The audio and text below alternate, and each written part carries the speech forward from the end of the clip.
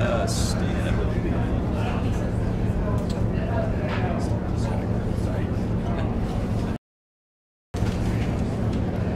little chilly. No, it's a little chilly. Who are you telling? Oh, no, you're good. Thanks, man. Appreciate it. Might be a little small. I'd be a little gross to wear it, too. Yeah. You wouldn't want that. You want to stand up or sit down? Oh, no, yeah, I'll stand. Okay. Sorry, my bad. I know.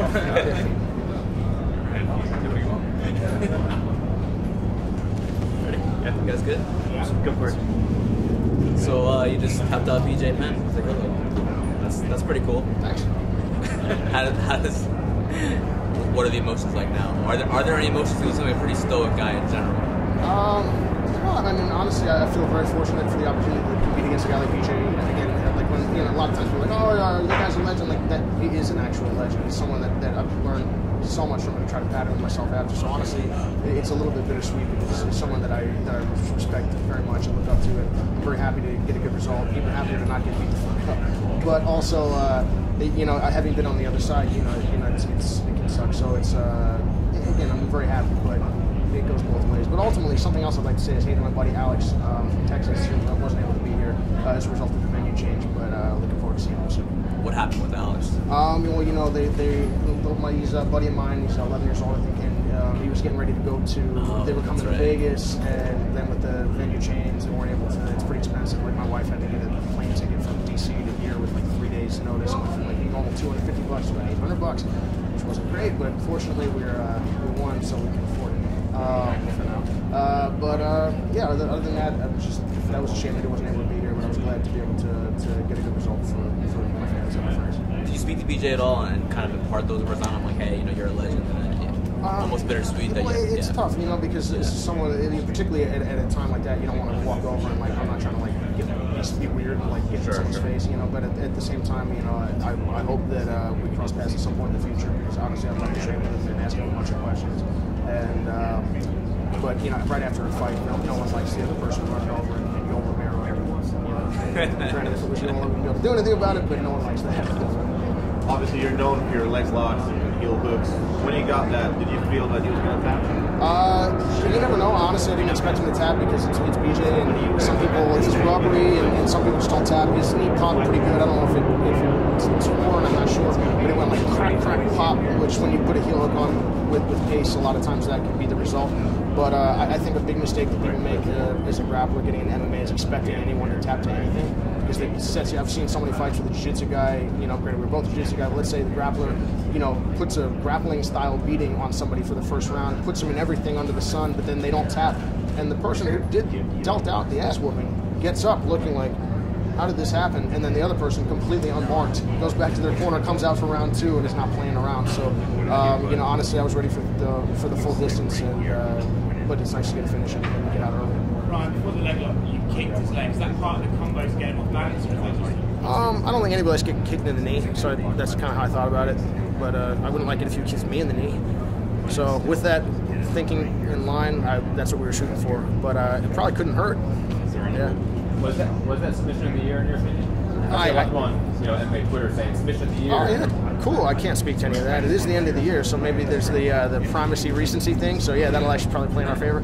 But again, I don't know how they judge those sort of things. I was just happy to get to work on something that my friend Tom Lee over there invented, and that's pretty cool because that's a Taekwondo black belt inventing jiu-jitsu moves, and that was I was really glad to be able to put into place something that we've been working on together for some time.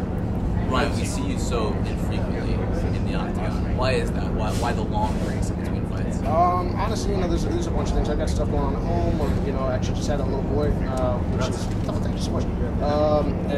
You never know what the fight game's unpredictable. Sometimes you fight. I remember when I was on Ultimate Fighter, I fought I think 4 times in 3 months, which was pretty neat, but a little much probably, unless you're Donald Cerrone, in which case you carry on. But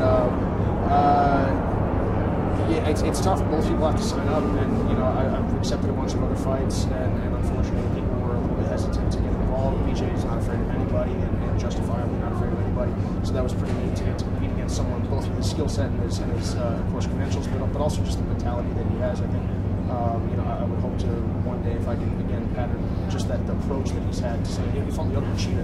That's amazing. He won enough. He's like, I think I'm going to go to welterweight. That's unbelievable.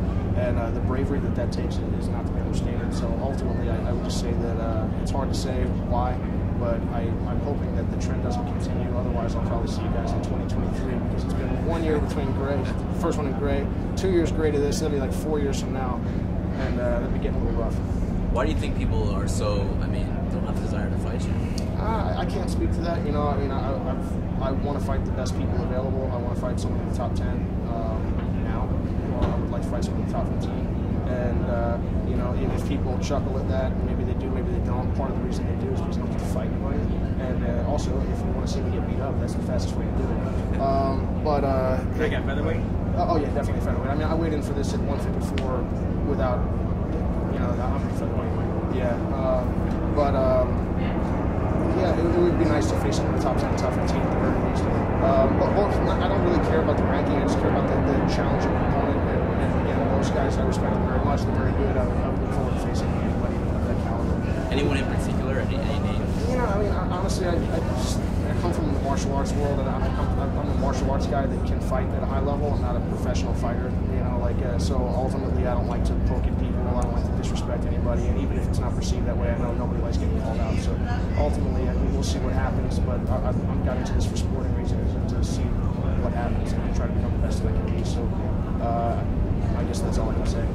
I think everyone agrees that BJ Penn is a legend, but I think most people would also agree that he's a bit past his prime and he's in a tough losing streak now. Do you think he should continue fighting, or would you like to see him hang the gloves up? It's tough. As a fan of his, I feel I can understand both perspectives. It's obviously he's a little bit older, but also the game has continued to evolve. And unless it's difficult, and it's evolved, we've stood on his shoulders. So no one. It's not as if people could get to where we are without the Fedor Emelianenko's, without the BJ Penns.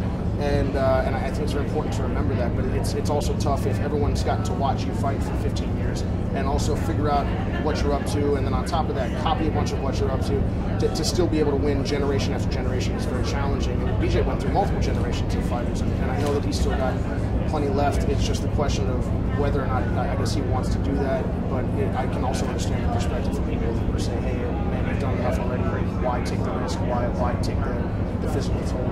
But ultimately, telling another person what to do with their life, I'm not very comfortable with that. So how much preparation did you make when you found out that BJ Penn is the one?